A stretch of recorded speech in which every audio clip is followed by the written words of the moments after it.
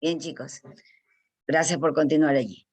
Ahora vamos entonces a estudiar las herramientas diagnósticas que se utilizan en dermatología. Y bueno, básicamente hay algunas que son compartidas con todas las otras especialidades que ustedes ya conocen, pero también vamos a ver que hay algunas que son solo específicas de la dermatología. Entonces, entre ellas, por ejemplo, una muy importante que es la luz de Wood. La luz de Wood, ya vamos a verla en imágenes y todo, pues realmente es una luz negra, es una luz ultravioleta de más de 360 nanómetros de longitud. Y entonces lo que va a permitir es ver fluorescencias en la piel. Y en base a eso, nosotros vamos a hacer a confirmar o a descartar diagnósticos. O también es como parte de nosotros poder dar pronósticos también en ciertas enfermedades. Entonces miren ustedes la importancia de esta lámpara. También tenemos las clásicas pruebas epicutáneas, que son las que se hacen en los brazos, las típicas para ver si ciertas reacciones alérgicas, ¿verdad? Aunque realmente cada vez están quedando más en desuso y en la actualidad se las utiliza más las que se utilizan en parches directamente en el dorso del tronco.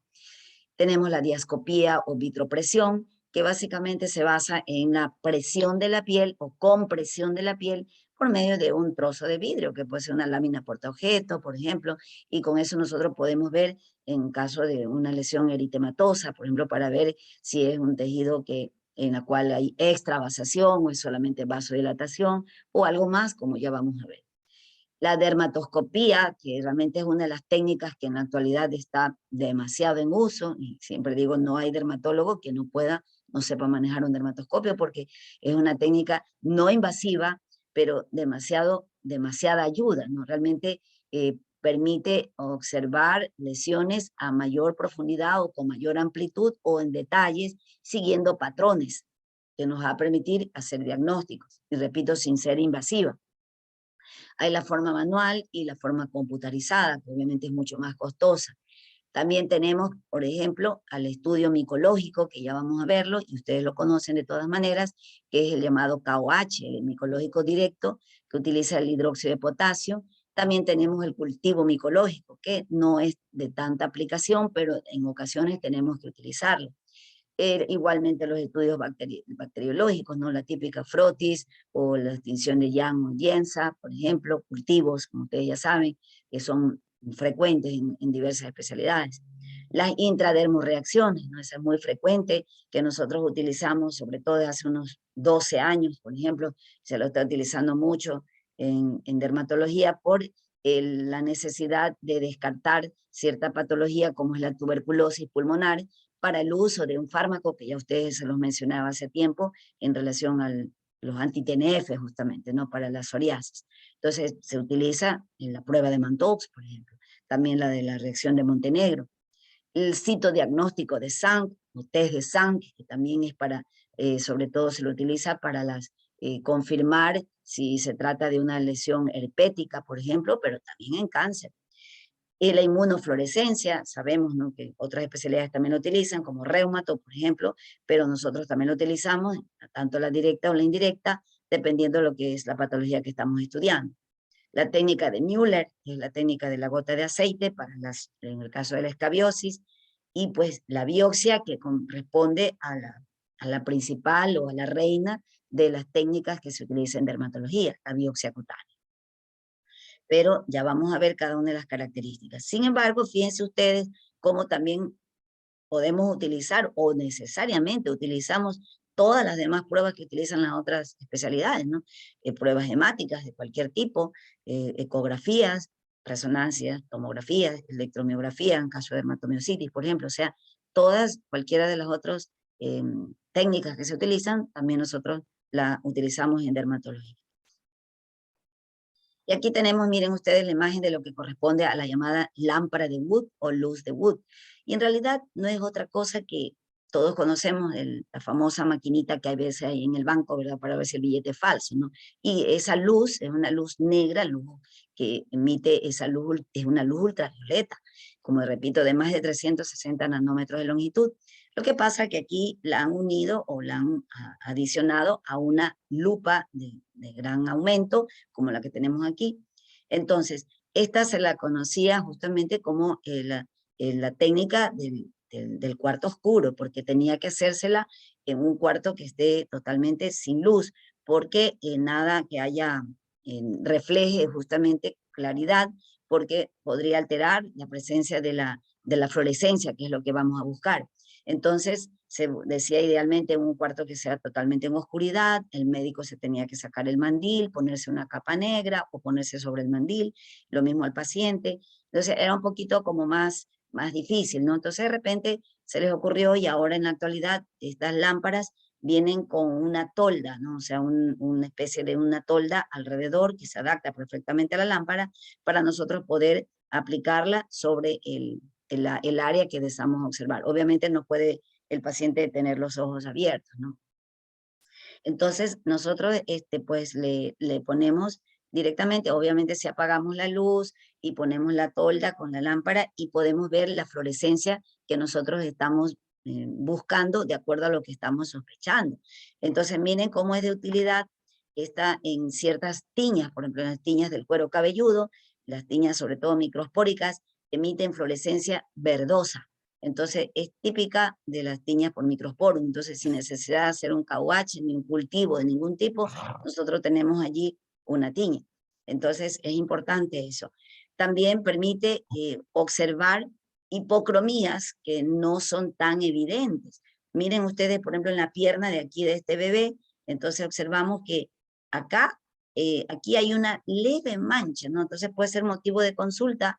La madre, el familiar lo lleva al paciente porque le observa un ligero área clara, ¿no? Y bueno, eso puede ser por un vitiligo hipocrómico. Muchas veces el vitiligo inicia como una forma hipocrómica, o puede ser, por ejemplo, la mancha en hoja de fresno de una genodermatosis. Pero en todo caso, cuando nosotros la ponemos en la luz de Wood, miren cómo se hace evidente la mancha. O sea, por eso dice, por ejemplo, el vitiligo ante la luz de Wood no se puede resistir. Realmente inmediatamente hace fluorescencia. O sea, todas estas lesiones que son hipopigmentadas o blancas realmente hacen una fluorescencia muy evidente. Pero también sirve para manchas de otro tipo, miren las hipercrómicas. En este caso tenemos el melasma, ¿no? Todos conocemos personas con melasma, estas manchas hipercrómicas, hiperpigmentadas, y nos ayuda en este caso más que nada para orientarnos hacia qué parte de la epidermis, en qué parte se encuentra el pigmento, y nos da pronóstico o posibilidades de tratamiento. Entonces, cuando una persona tiene el pigmento más superficial, en realidad la mancha se hace como más oscura, se hace más intensa cuando está más superficial y por ende tiene un mejor pronóstico. En cambio, cuando las manchas están más profundas, o sea, la melanina, el tejido está más inferior, realmente se hace más bien, se aclara y se hace como un gris más abizarrado. Entonces decimos, no, esta realmente es una mancha más profunda, va a requerir tal vez otro tipo de tratamiento y no con algo más superficial, ¿sí? Entonces nos ayuda al tratamiento de la paciente o el paciente, porque también se ven hombres.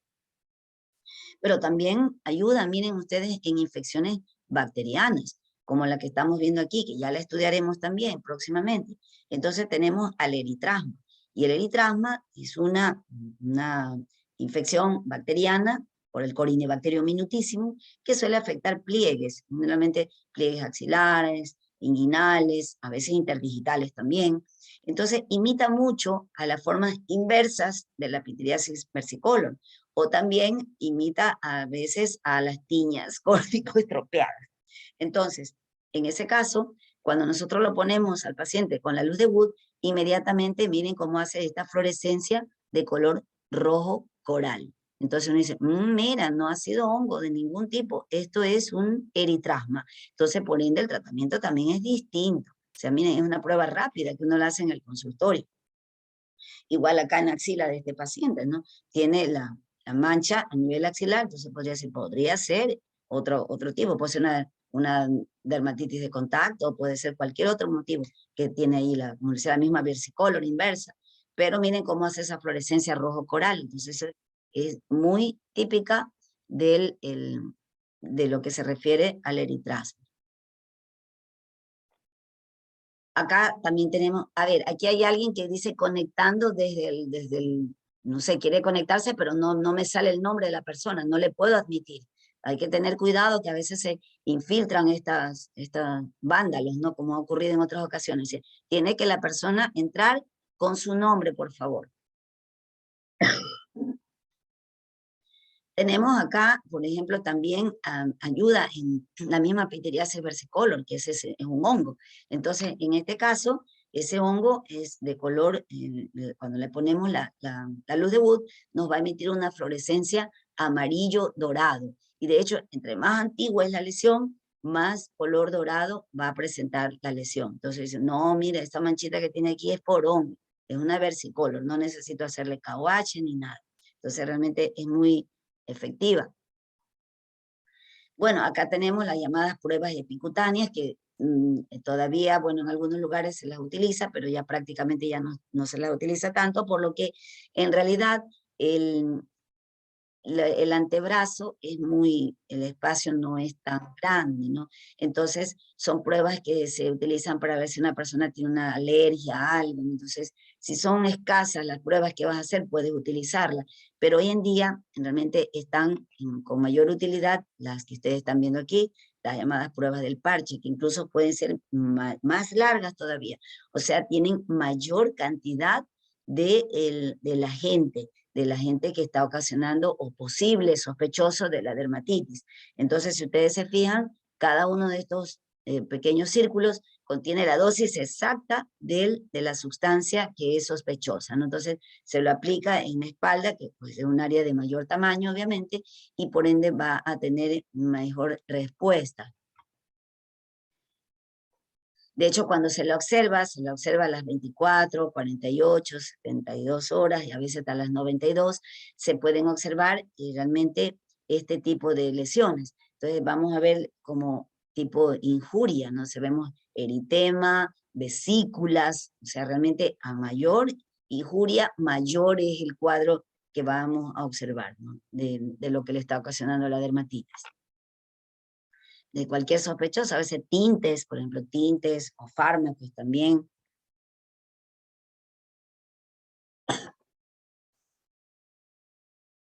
Y acá tenemos a las intradermorreacciones. Y en este caso, las intradermorreacciones se trata es de inyectar pues, directamente, por eso dice intradermo, dentro ya de la piel, justamente, a un antígeno. Como les decía, la prueba que generalmente más se utiliza en la actualidad, nosotros en dermatología, es la prueba de Mantoux, esa que ustedes conocen muy bien por neumología, ¿no? Para la sospecha de si una persona tiene o no tuberculosis pulmonar. Entonces, nosotros lo solicitamos es porque antes de dar a un paciente con psoriasis, de darle un anti-TNF, ya sabemos que el factor de necrosis tumoral es el protector, la proteína protectora de la tuberculosis pulmonar, ¿no? Pero si yo voy a dar un fármaco que lo voy a eliminar a esta proteína, que por otra parte me le está causando mucha inflamación a mi paciente, pero le estoy predisponiendo a que se le desencadene la tuberculosis. Por eso entonces le mando a hacer la prueba, el PPD, como también se la conoce, y de acuerdo a los valores que salga, si me sale positiva, decimos, tiene 10 milímetros, ahí tenemos el test típico, ¿no? Entonces lo mando a neumología, ese es el paso que nosotros tenemos que hacer, porque estas pruebas son de sospecha. Entonces lo mandamos a neumología se encarga de confirmar si tiene, le hace otras pruebas, cuantiferón, lo que sea, tomografías, lo que quiera hacerle y para confirmar, y en el caso del IES lo envía al Ministerio de Salud, que es la única entidad que está autorizada para tratamiento para la tuberculosis. Y pues luego de un mes que el paciente esté recibiendo su tratamiento antifímico, iniciamos el tratamiento para la psoriasis. Entonces, pero miren esta pruebita que se la utiliza muchísimo en dermatología. Y bueno, también tenemos la reacción de Montenegro, que también es para más que nada para, en el caso de la posibilidad de leishmaniasis. Y como les decía, ninguna de estas pruebas son confirmatorias, sino que son de sospecha. Entonces, lo que hacemos es confirmarla. En este caso, en una persona que tiene una sospecha de que tenga leishmaniasis, pues inclusive hacemos una biopsia, ¿no? O sea, dependiendo de lo que nosotros estamos pensando. Luego tenemos los exámenes que les decía de tipo micológicos. El más frecuente y fácil realmente de solicitar es el KOH, se lo denomina así por sus siglas, ¿no? Porque en realidad es de hidróxido de potasio, entonces por esas siglas se denomina así KOH, dame un KOH, pero realmente es el examen micológico directo. Entonces, y es directo porque realmente lo que se trata es de escamar el área que vamos a investigar, sea cuero cabelludo, pueden ser las uñas, pueden ser la piel, y esa escama, que es donde está el hongo que nosotros estamos sospechando, se le pone pues una gota del hidróxido de potasio, se lo lleva al calor y obviamente luego al microscopio para poder observar o no la presencia de hifos, o sea, descartamos o no la presencia de esto. Algo importante es que para nosotros solicitar este examen tenemos que asegurarnos y le explicamos al paciente que al menos 8 días antes no se debe de haber puesto cremas, talco, por ejemplo, el caso de las uñas, esmaltes, ni cremas tampoco corporales, porque esto altera el resultado. El examen micológico directo es, chicos, es realmente fabuloso, es buenísimo, es sencillo, es económico, pero el inconveniente que tiene es que depende, en primer lugar, de la habilidad del examinador, o sea, el laboratorio lo va a observar, depende muchísimo que ese laboratorio o ese médico que está haciendo el examen realmente tenga la habilidad de observar bien la placa, pero es tan fácil y que realmente es en cuestión de media hora que ya podría estar el resultado, todo, depende del número de pacientes, ¿no? Pero es tan fácil, no se demora tanto tiempo. Y pero también de lo que yo les decía, si el paciente realmente cumplió con lo que les estaba explicando, no talcos, no cremas, no esmalte de uñas, así se lo haya sacado bien el día anterior, siguen restos adheridos a la queratina. Y eso, por ejemplo, cuando el examinador está haciendo el examen, quedan ahí esos restos. Entonces dice, muestra mala. Entonces perdió el tiempo, se perdió el recurso. Entonces por eso no olvidar insistirle eso a los pacientes, ¿no? A veces lo olvidan. En el caso de las mujeres, por el tema de que quiere tener la uña pintada, porque le da vergüenza, yo qué sé, decirle, por favor, tiene que estar una semana, no se olvide, porque lo contrario, nos rechazan la muestra y usted sigue perdiendo el tiempo. Y bueno, y también en casos específicos se hará cultivo, el cultivo micológico. En realidad casi no se lo utiliza porque es más costoso y demora mucho tiempo. Puede llegar a durar hasta 30 días. O sea, es distinto el cultivo micológico al cultivo bacteriano, que es 48 a 72 horas, ¿no? Este es muy largo. Entonces, y aparte, como les decía, es muy costoso, de tal manera que el KOH realmente cumple muy bien. Ahora, hay casos en el que sí necesitamos el cultivo, a veces por falla terapéutica, decimos, bueno, ¿qué está pasando? El KOH decía que sí, que era un dermatofito, le estoy dando terbinafina, pero no hay respuesta, entonces vamos a ver qué pasó con ese paciente. O a lo mejor tiene otro hongo ahí sobreañadido, no solamente había dermatofito, sino que también hay cándida, por ejemplo, o inclusive bacterias. Entonces, miren, esta es la forma en que se toma la muestra, ¿no? Realmente es con un bisturí romo, ¿sí? Se raspa, en este caso, miren la uña, se la está raspando y se saca simplemente ese polvillo, ¿no? Que sale. En el caso de la piel, se lo pone directamente sobre la lámina portaobjetos, o a veces, en el caso de la versicolor, ni siquiera se utiliza ese proceso, ¿no? Sino que se pega una cinta scotch. Entonces, y en la cinta scotch sale ya pegadita las escamas y con eso ellos le ponen el hidróxido de potasio y lo pueden ver al microscopio. Pero en todo caso, la técnica es muy sencilla. El cultivo, como ya les decía.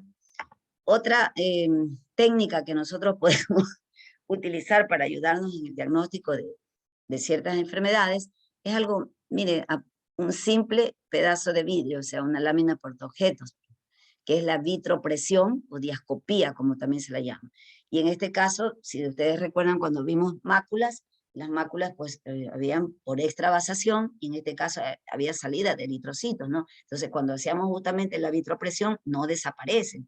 Entonces esto nos indica cuando le pongo el vidrio encima, no desaparece la mancha. Entonces digo, no, este paciente está teniendo un problema en la pared del vaso, porque realmente se está extravasando, ¿sí? Hay una salida de eritrocitos. Entonces, ¿por qué la pared del vaso está teniendo algún defecto, algún proceso, ¿no?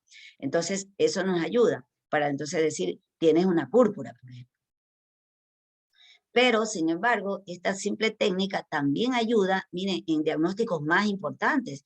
Por ejemplo, cuando de repente sospecha de que tiene un lupus vulgar.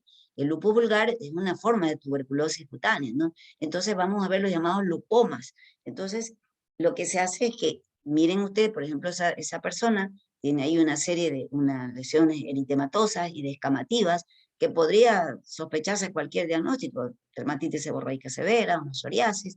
Entonces, si yo sospecho que a la final, por la cronicidad, por lo que sea, de lo que ya le viene haciendo la historia clínica al paciente, le aplico la lámina portaobjetos, entonces miren cómo se produce en el interior, se van a producir estos, justamente los llamados nódulos en jalea de manzana. Entonces son como unas lesiones redondas, amarillentas, o sea, como cuando uno hace mermelada de manzana y quedan como trocitos de la manzana amarillenta en el interior, ¿no? Entonces sería parecido, es lo que así lo han puesto los investigadores. Entonces, los nódulos en jalea de manzana nos orienta, mira, este puede ser un lupoma, o sea, puede ser un lupus vulgar. Bueno, y también ayuda una lesión muy parecida en el caso de la sarcoidosis cutánea. Entonces, pero de acuerdo a la clínica, ¿no? Pero miren cómo un simple trozo de vidrio, pero por la acuciosidad de los investigadores se dieron cuenta cómo podía ayudarnos a nosotros en el diagnóstico de dermatología. Y acá tenemos, miren, otra técnica que es el dermatoscopio, como les decía, una herramienta demasiado útil para los dermatólogos. Hay las formas manual, como la que estamos viendo aquí, que es sencilla y más asequible, y las formas computarizadas, que son obviamente muchísimo más costosas, ¿no? Pero en realidad el equipo está constituido por una doble lupa de gran aumento, obviamente aquí y acá, y en el medio hay una luz tangencial.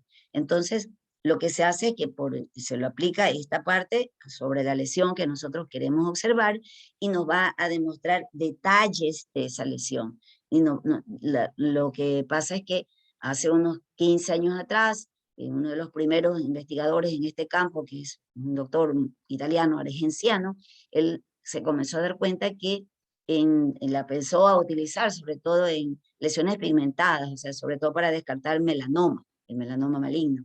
Entonces empezó a estudiar los patrones, a ver, este era lunar, no, este era un léntico, no, este sí es un melanoma.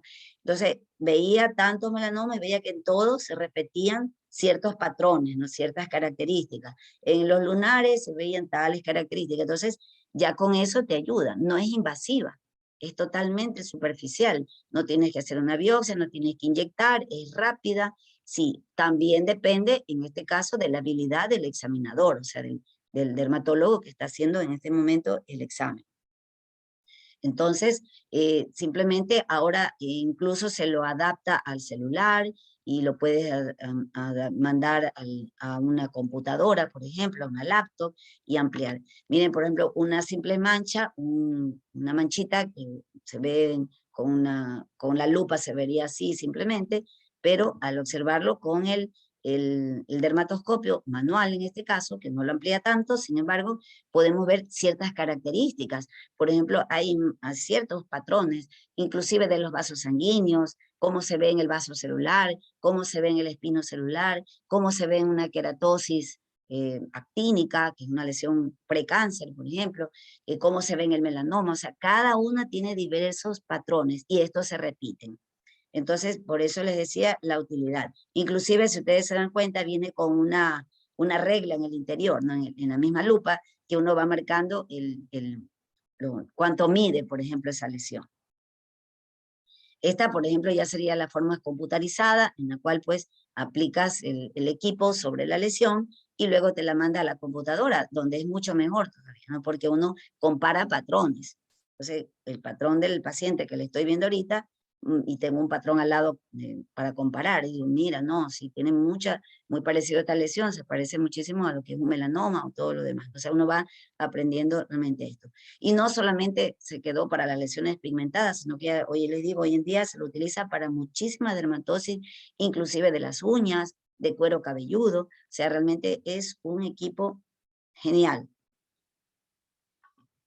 Y bueno, aquí tenemos lo que hablábamos de la inmunofluorescencia, ¿no? Que puede ser la forma directa o la forma indirecta. Entonces, con la forma directa buscamos los antígenos directamente, ¿no? Y la forma indirecta son los anticuerpos. Hay enfermedades en las cuales nosotros lo utilizamos. Por ejemplo, en el lupus, en la dermatitis herpetiforme, la dermatosis por IgA lineal, o sea, dermatosis en la cual se necesita el empleo de estas técnicas. El test de Sang o citodiagnóstico de Sang, como también se lo conoce. Entonces, esta es una técnica realmente muy antigua y de mucha utilidad, y que siempre se la utilizó básicamente para hacer diagnósticos de infecciones herpéticas, porque hay muchísimas enfermedades que concursan con vesículas, como es lo que les he puesto siempre de ejemplo, la dermatitis herpetiforme, que no tiene nada que ver con virus, entonces, y se presta a un diagnóstico equivocado, ¿no? Entonces, y por ende también a tratamientos equivocados. Por eso el test de Sang lo que hace es que rompes el techo de la vesícula y raspa el fondo de la lesión, y eso se estudia en el microscopio. Y se van a ver características específicas de las células que están invadidas por herpes, ¿no? Entonces, como la balonización del citoplasma, las células gigantes multinucleadas. Entonces, pero luego se dieron cuenta que también sirve para otras patologías, inclusive cáncer. O sea, ayuda mucho para el diagnóstico en ciertas áreas por ejemplo, de carcinomas vasocelulares que suelen localizarse en áreas en el borde de los párpados, que es muy difícil tomar una muestra, por ejemplo, allí, y puede ayudar mucho también en ese caso. No se miren la utilidad, porque simplemente se ven características de estas células. Y otra técnica que tenemos aquí es técnica de Müller o técnica del aceite, la gota de aceite. Y en realidad es cuando usted sospecha que el paciente tiene sarna, o sea, para la escabiosis o sarcoptosis. ¿Qué es lo que hace? Raspas una lesión que sabes que es o tiene la sospecha de que es un surco, ¿no? Siempre y cuando sea un surco. Entonces lo raspas y eso se lo pone en una lámina portaobjetos con una gota de aceite mineral. Luego se observa el microscopio y ¿qué vamos a ver? En el caso que la acertaste y era efectivamente un surco acarino, miren ustedes la presencia de un ácaro, ¿no? En este caso, pues, es la hembra, no siempre es la hembra del ácaro la que penetra la epidermis. Entonces, ayuda mucho, ¿no? Podemos al ácaro, podemos encontrar a los escivas, los huevos, o sea, todo eso se puede ver por medio de la técnica de Müller o técnica de la gota de aceite. Hay otras herramientas o técnicas que ustedes también pueden utilizar dependiendo algún diagnóstico que llegue, presuntivo, o algo que les cuente el paciente. En el caso, por ejemplo, de la urticaria frigori, urticaria por frío, es una técnica muy fácil y cómoda de hacerla, ¿no? Hay pacientes que dicen, doctora, yo siento, me enroncho cuando tengo contacto con hielo, con algo frío, cuando abro la nevera, cuando saco algo del congelador, y entonces, pero obviamente cuando va a la consulta no te la presentan, ¿no? Algunas personas pueden ir con una fotografía, pero no todos. Y además, por ejemplo, si es desde el punto de vista legal, médico legal, o sea, a veces se trata de dar certificados, pacientes que trabajan, por ejemplo, en un área donde están congelados, por ejemplo, y tienen esto y a veces requieren un certificado del médico para que los cambien de área, ¿no? A nivel laboral. Pero no me puedo fiar ni de la foto porque el paciente puede haberme hecho una trampa. Ustedes saben que en un certificado uno tiene que estar muy seguro de ello. Entonces lo que hago es que, mire, le mando a conseguir hielito, siempre por ahí alrededor siempre habrá que vender hielo, y se le aplica, ¿no? Entonces al aplicarle el hielo, miren cómo se produce la roncha. Entonces tan sencillo como eso, ¿no? O sea, para demostrar y decir, no, efectivamente este paciente tiene este cuadro, así que, bueno, voy a proceder a darle su certificado o tratamiento que sea dependiente. Y hay el otro caso, en cambio, el colinérico, la urticaria colinérica, que el paciente dice, doctora, yo me enroncho si es que si cuando corro, cuando hago ejercicio. Entonces, a veces, por ejemplo, también por certificados escolares, un chico no quiere hacer deporte, qué sé yo, pero Puede ser porque sea cierto que se está enronchando o porque quiero ver cómo se ve el cuadro, ¿no? Entonces se lo pones a trotar, ¿no? No lo va a mandar a correr a la calle, sino que en un lugarcito del consultorio, a ver, póngase a saltar un rato, la idea es que se ponga así activo, ¿no? Entonces en ese momento se le produce la urticaria. Esas son cosas sencillas que nosotros sí podemos evidenciar. Esta es otra técnica también muy fácil y sencilla para la misma sarna también, ¿no? Entonces, asimismo, cuando ustedes tienen sospechas de que ahí hay una lesión de un surco, entonces lo que hace es que le aplican encima tinta. Y la tinta china, que es la típica que tenemos en los sellos, ¿no? Siempre habrá un sello en el consultorio. Entonces le ponen la tinta y luego delicadamente con un algodón y alcohol, pues le saca muy superficialmente, muy suavecito, el exceso, ¿no? Y vamos a ver cómo, mejor si obviamente es con una superlupa o el dermatoscopio, cómo la tinta penetró la epidermis. Y miren ustedes cómo aquí está el surco, aquí está la eminencia carina y este es el surco. Lo que sucede es que la hembra, el ácaro del Sarcoptes, excava, pero bastante superficial. No se va muy profundo, necesita oxígeno. Entonces no se va más al fondo, sino que se queda superficial. Va excavando, pero siempre superficial. Entonces, por eso, con facilidad, el surco capta la tinta, ¿no? Entonces, ahí lo podemos ver. Decimos, mira, sí ha tenido una escabiosis.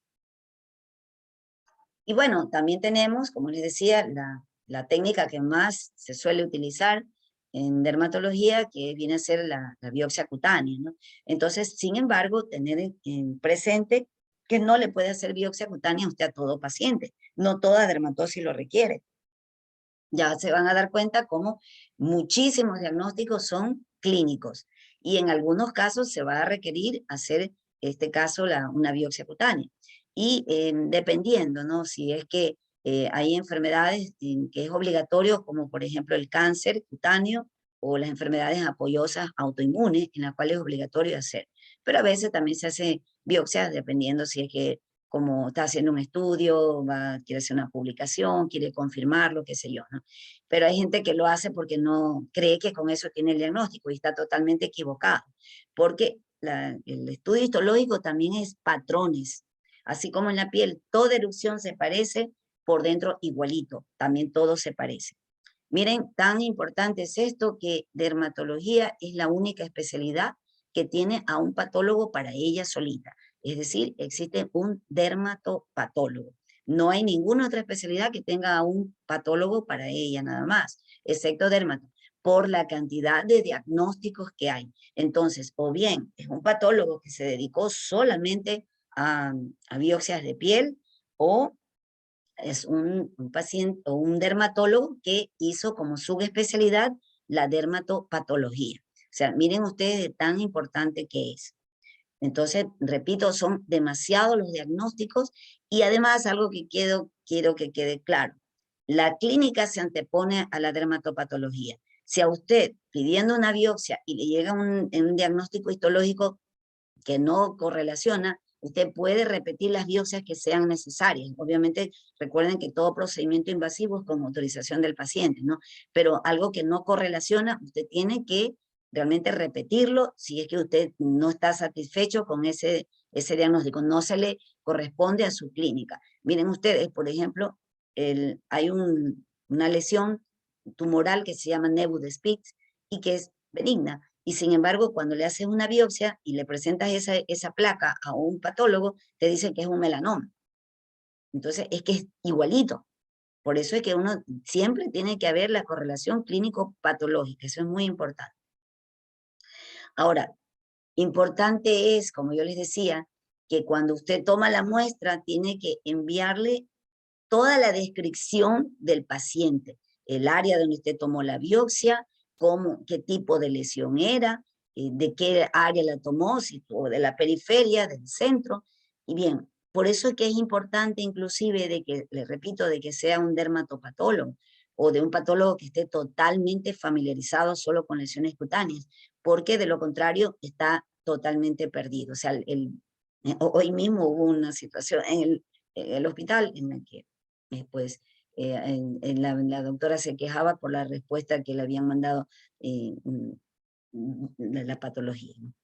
Bueno, en todo caso, lo importante es que hay varios métodos para tomar las biopsias, y puede ser por método de punch o sacabocados, como nosotros estamos viendo aquí, que es una de las formas clásicas que se suele tomar. Esta es una herramienta alargada, como ustedes están viendo aquí, y es como un cilindro, y de hecho el bisturí es redondo.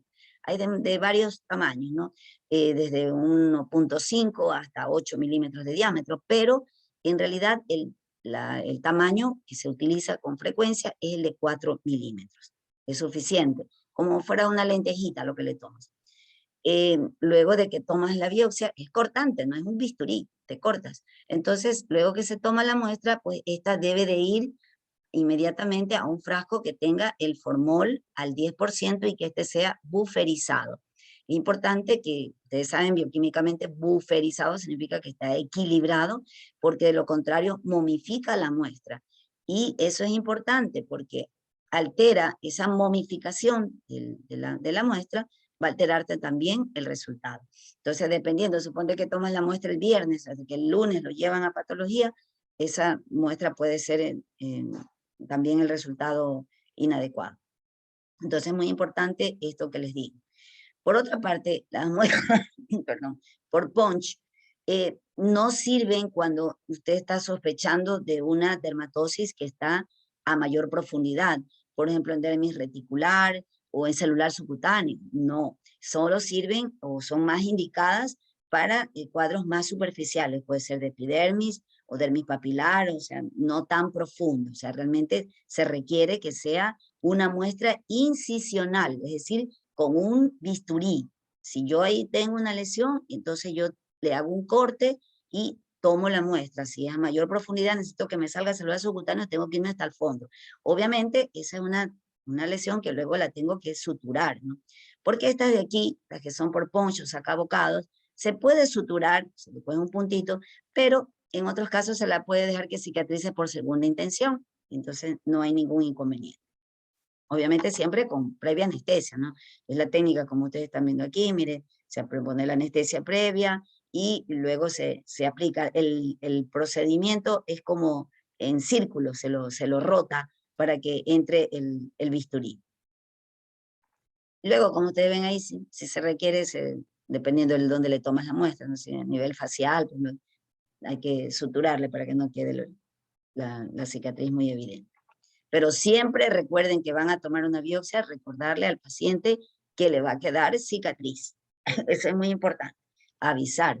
Y si se trata, por ejemplo, de un paciente menor de edad, un niño, yo qué sé, tocar, ver dolor y estar seguros en cuanto a reacción, en cuanto a la anestésico, ¿no? Bueno, y en cambio aquí tenemos las biopsias excisionales.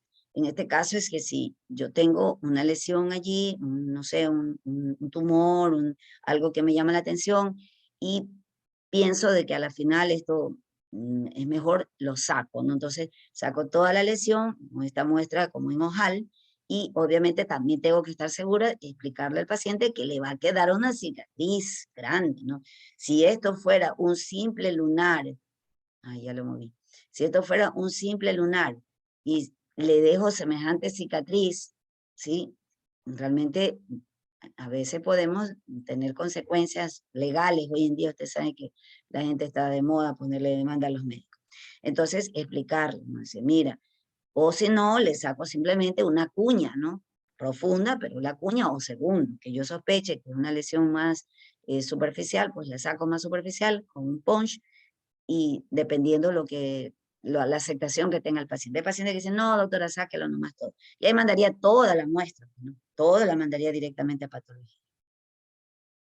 Bueno, chicos, hasta ahí corresponde lo que son las herramientas diagnósticas que se utilizan en dermatología, y aparte de amén, de lo que les dije hace un ratito, de todos los exámenes de sangre que ustedes puedan imaginar y que ustedes conocen, nosotros también los utilizamos. No olviden, como ya saben, que estas dermatosis, muchas de ellas son manifestaciones cutáneas de enfermedades sistémicas, así que pedimos perfil tiroideo, perfil índice OMA, pedimos complemento, todo lo que necesitemos, de acuerdo, prolactina, hormonal, todo tipo, de acuerdo a lo que nosotros estamos sospechando, ¿no?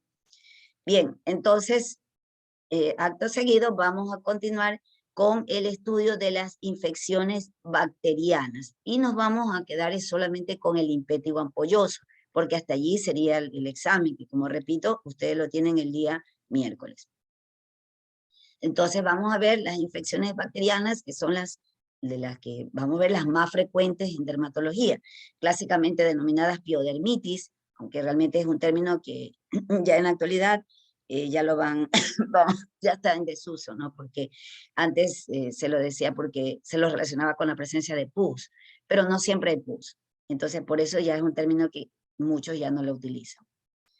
Pero partamos de un hecho, y es respecto a la microbiota. Bueno, ahora se habla en general, aquí se dice flora cutánea, pero bueno, ahora se habla de microbiota, porque se habla de todo, no solamente es bacterias, sino bacterias, virus, hongos, arqueas, que tenemos en distintas partes del cuerpo, en este caso en piel, sería la cutánea, pero también tenemos a nivel de la cavidad oral, como ustedes conocen muy bien, a nivel intestinal, y en el caso del sexo femenino, pues a nivel del canal vaginal.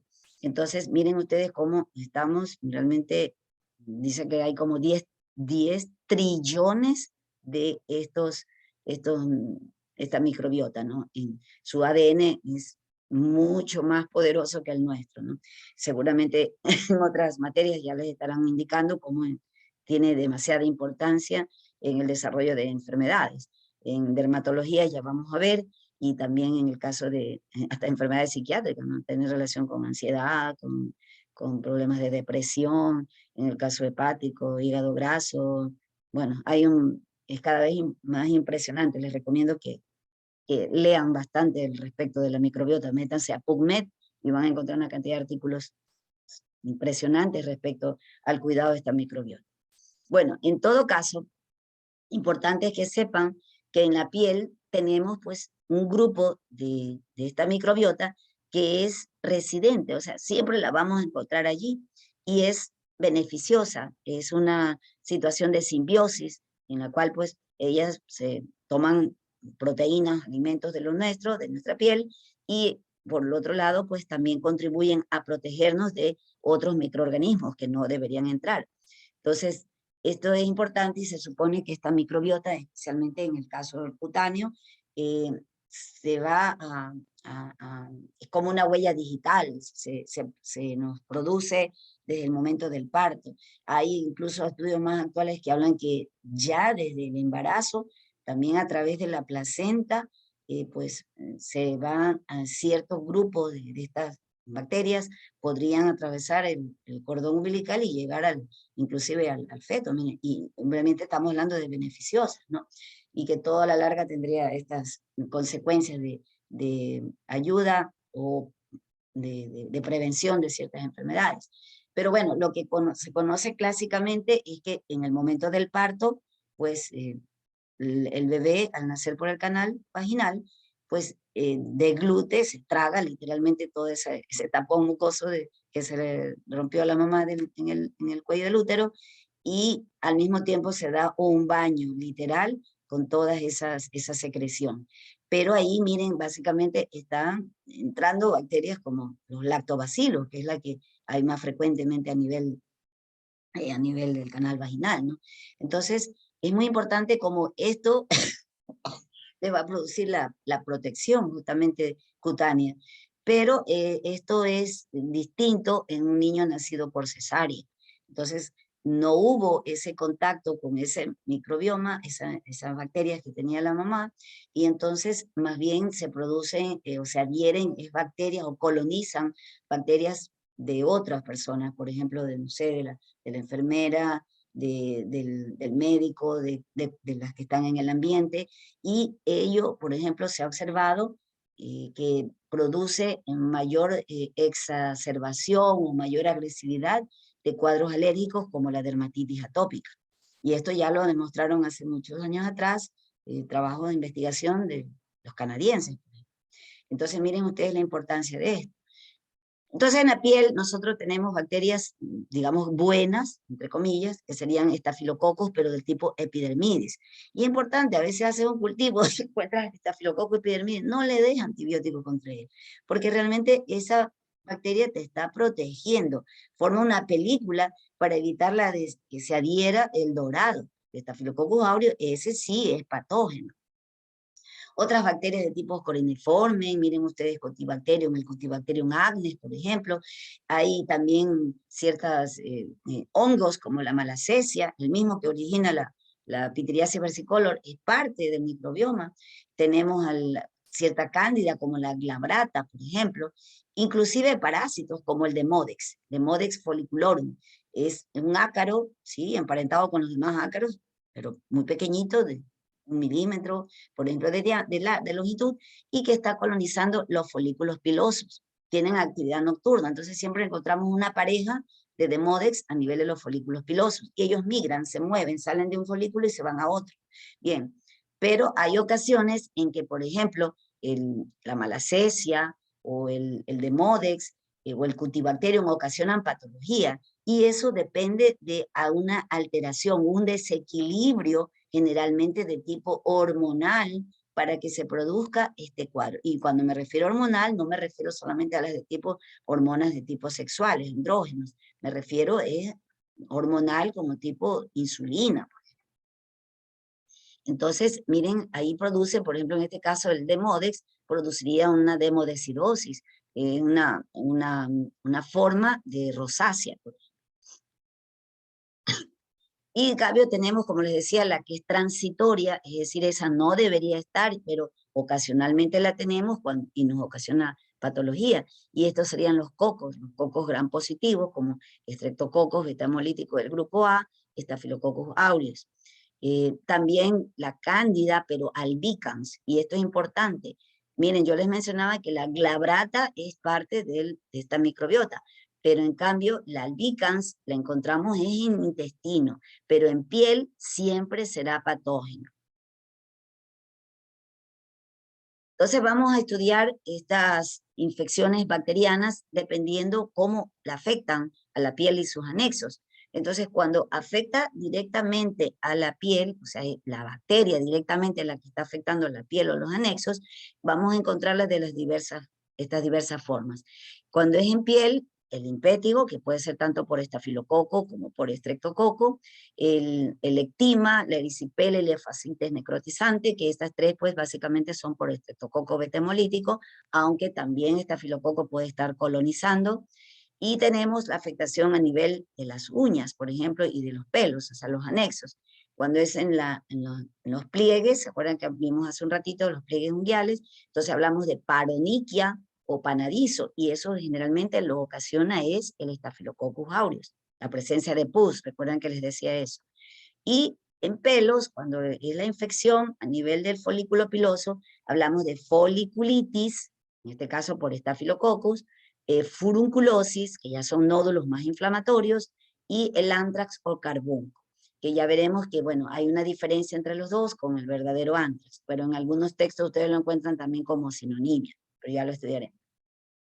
Y la otra es la que es ocasionada directamente por toxinas, como están viendo aquí. Es decir, la bacteria está localizada en algún sitio distante, puede ser a nivel del oído, puede ser a nivel del ombligo, o sea, una onfalitis, pero elimina toxinas, dependiendo qué cepa de la bacteria, ¿no? Elimina toxinas y es la toxina la que vamos a encontrar con manifestaciones en la piel. O sea, es la que produce la manifestación cutánea. Si tú le haces un cultivo a la lesión que tiene en la piel, te va a salir negativo, estéril, porque no es la bacteria la que está ahí, es la toxina que ella libera al torrente sanguíneo y llega obviamente a la piel.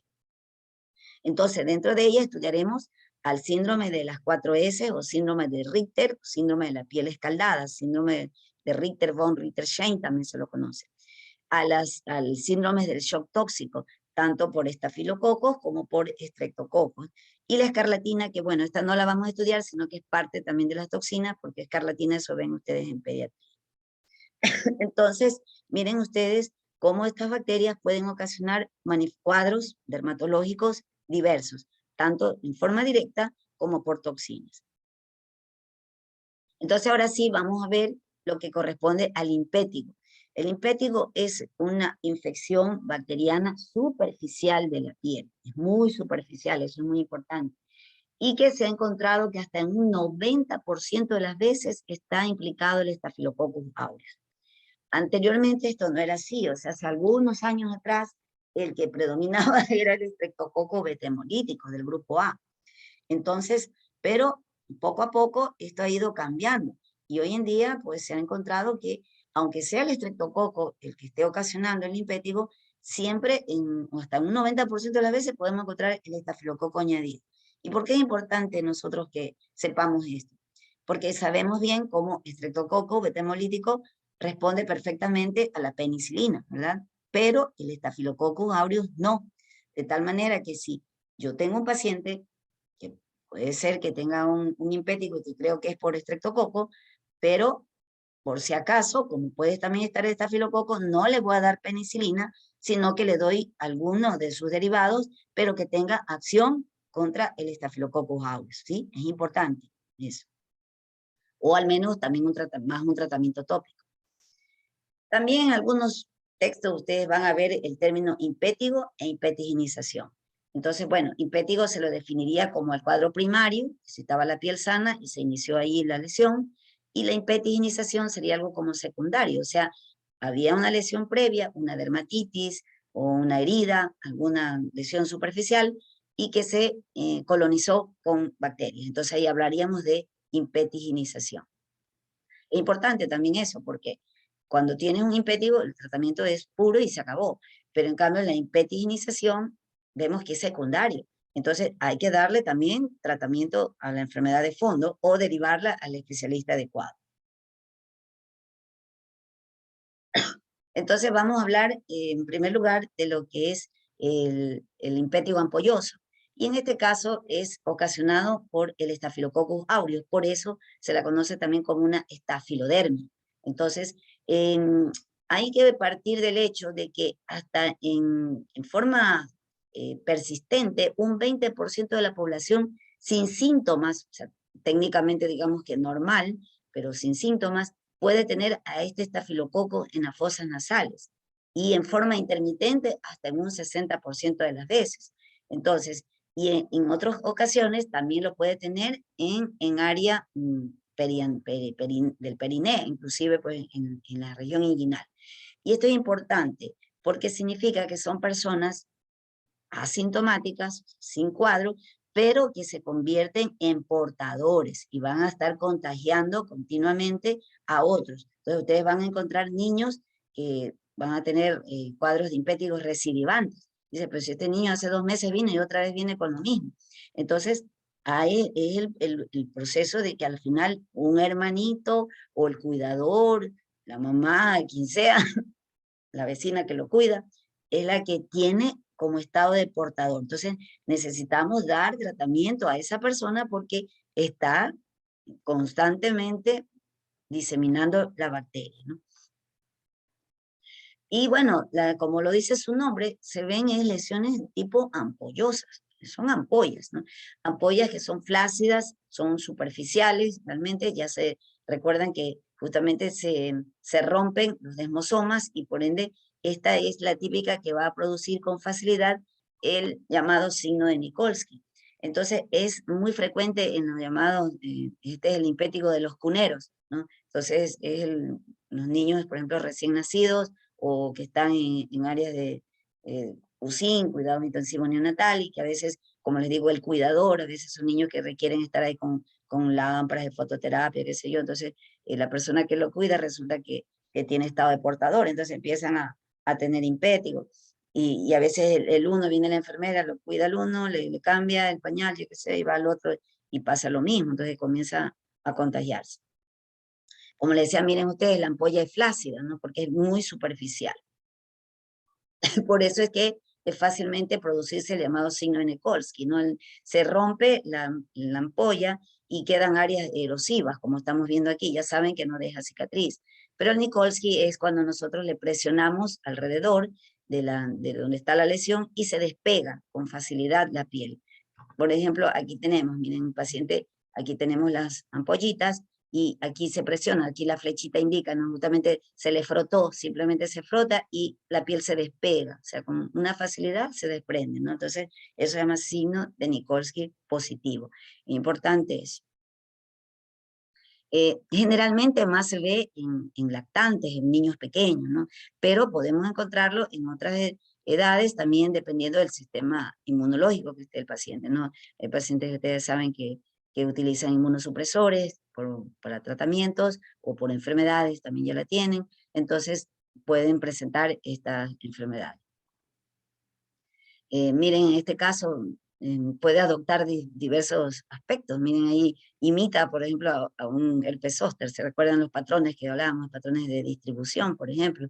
Parecería como si imitando un patrón de disposición o distribución. Imitaría un zóster, pero no. Son ampollas, como ustedes están viendo, grandes, realmente, que corresponden a un impético. Entonces, pero es como es grande, una persona mayor, lo primero que se nos viene es un zóster, ¿no? Pero ahí no olvidar la historia clínica, no preguntar. Te duele, recuerden que el zóster siempre tiene que haber algún grado de dolor. Estas ampollas son tan flácidas que realmente se producen además ampollas mitad y mitad. Miren ustedes, es que el líquido turbio, y a veces puede hacerse hasta purulento verdaderamente, pero realmente se ve turbio, se desplaza con facilidad, ¿no? Si lo pones al niño un poquito vertical, el líquido rápidamente se va hacia el fondo de la ampolla. Es porque está tan arriba. Y veamos entonces algunos diagnósticos diferenciales. Realmente no tiene tantos diagnósticos diferenciales el impétigo ampolloso en el caso de neonatos, porque no hay muchas enfermedades ampollosas en un recién nacido o un lactante.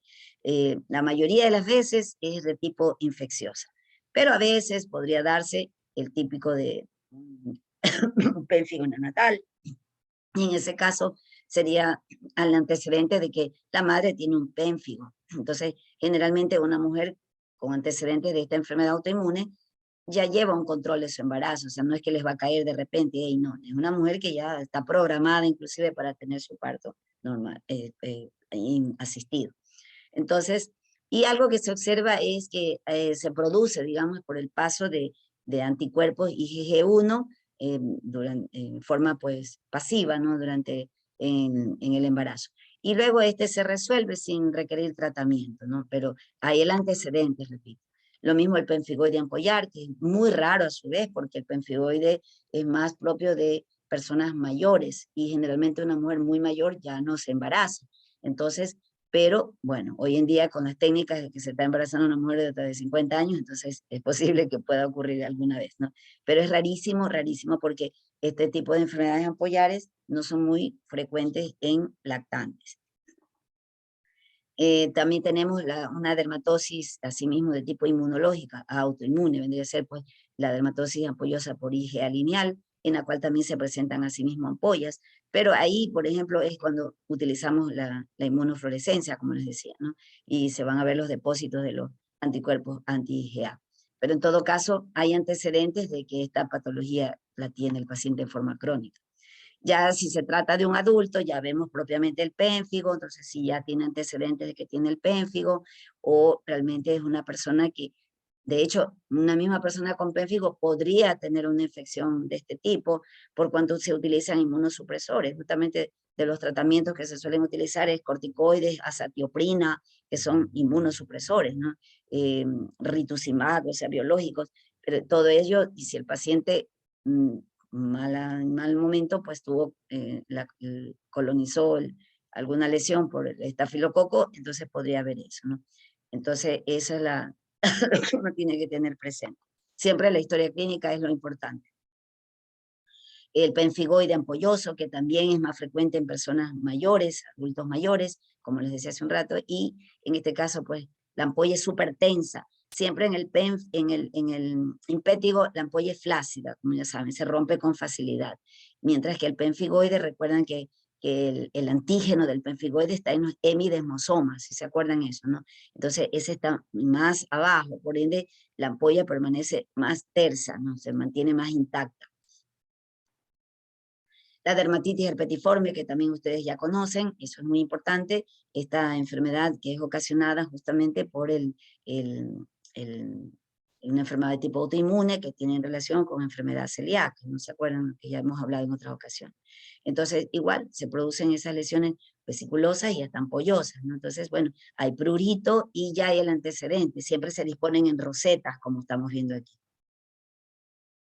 Por ahí también hay que pensar, sobre todo cuando se trata de un niño, pues el tema del maltrato infantil, ¿no? Y esto es algo que no debemos olvidarlo porque es algo que desgraciadamente existe y a veces hay algún adulto que maltrata terriblemente a las criaturas. Se han visto casos de niños quemados con fuego, con cigarrillos, con lo que sea, y puede producir una ampolla, ¿no? Entonces hay que descartar eso, pero también tener mucho cuidado porque puede ser que nosotros juzguemos mal. Entonces también, por ejemplo, quemaduras por solares, que también se la considera un maltrato infantil, porque sería como que un adulto descuidó a un niño y lo dejó expuesto muchas horas al sol, ¿no? Entonces producen también estas quemaduras. Pero algo importante es recordar siempre el signo perdón, de Nikolsky. Es muy importante eso, ¿no? Y bueno, siempre estar atentos porque pudiera estársenos escapando algo tan terrible. Y esta, que es muy importante también, chicos, que la tienen que recordar, y es el prurigo por insectos.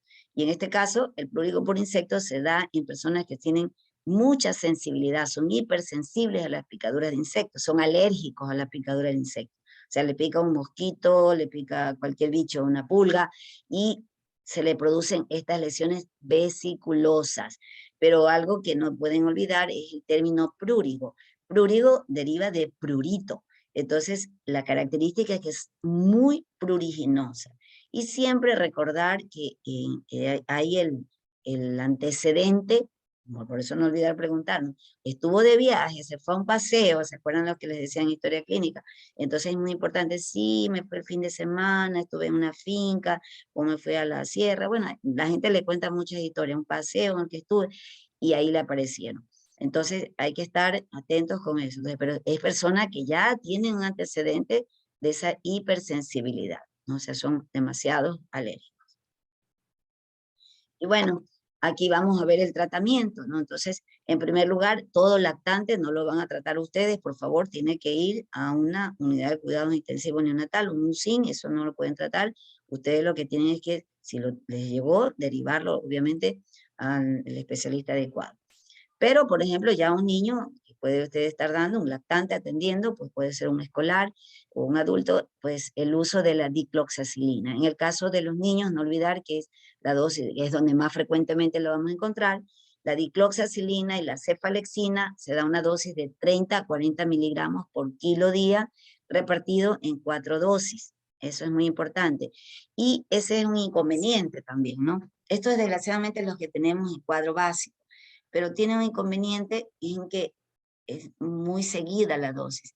Y a veces ya les tocará a ustedes vivir la rural, un internado en algún sitio, que se darán cuenta que a veces la persona que cuida al niño, la mamá, no está a tiempo, no porque va a trabajar, deja el cuidado del hermanito, o sea, a una hermanita también pequeña, entonces nadie se puede darle la dosis. Y ustedes saben muy bien por farmacología que los medicamentos tienen un tiempo de vida medio. Entonces hay que tratar de insistir en eso al familiar o al paciente, decir, mire, por favor, hay que darle el medicamento tal hora.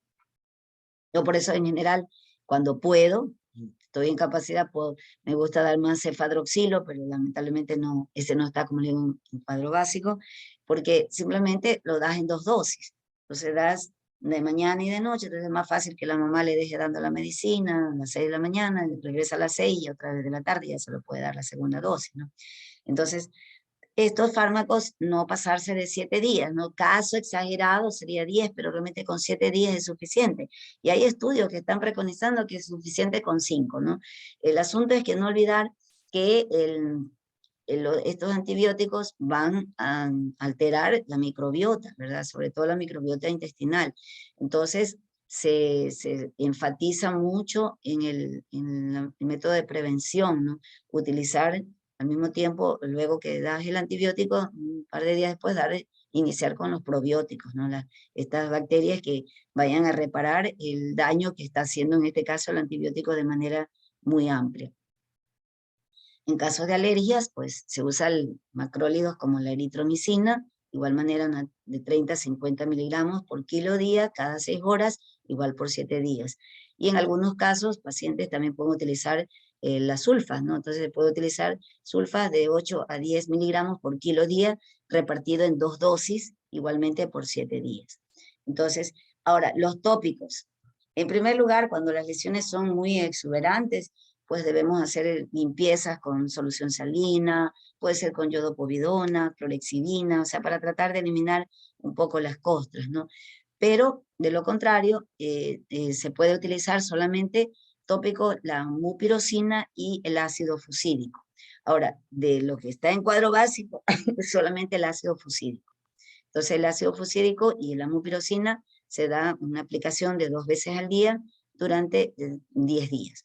Ahora, importante es que en general pues se ha encontrado, todos los estudios demuestran que justamente el Staphylococcus aureus tiene muchísima resistencia al ácido fusídico, pero ese es el que hay, entonces por eso es que en general es preferible combinar, como les decía, los tratamientos, ¿no? Para el apoyo que haya y la insistencia al familiar de dar el antibiótico adecuado. No olvidar también en los cuadros de recidiva que tienen que ver con estos pacientes o familiares que son en estado de portador, o el mismo paciente, lo puede ser.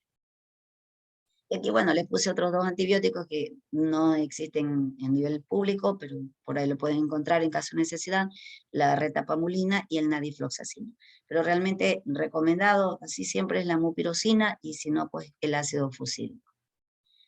Chicos, hasta aquí es el examen. No sé si alguien tiene alguna, alguna pregunta. Miren, voy a, a subir los videos. No olviden que va la típica esta que contestan la pregunta, el foro y también la tarea. Y vuelvo a insistir y se los vuelvo a pedir con todo el favor del mundo, por favor. La tarea debe de ser en PDF. No voy a aceptar tareas en Word. No cuesta nada, transfórmenlo a PDF, ¿sí? Entonces, así lo van a subir en PDF. Entonces, de cada lesión, ustedes ponen una foto. Buscan en Google una imagen y la ponen. Eso es todo lo que les estoy pidiendo. Creo que no es mucho, ¿verdad? Me interesa para que fijen ustedes imágenes también de lo que corresponde a las lesiones tanto primarias como secundarias.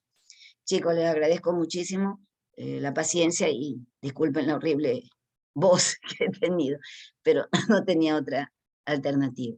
El examen, como ustedes saben, sería entonces el día miércoles 20 a las 3 de la tarde. Muchas gracias. Hasta luego.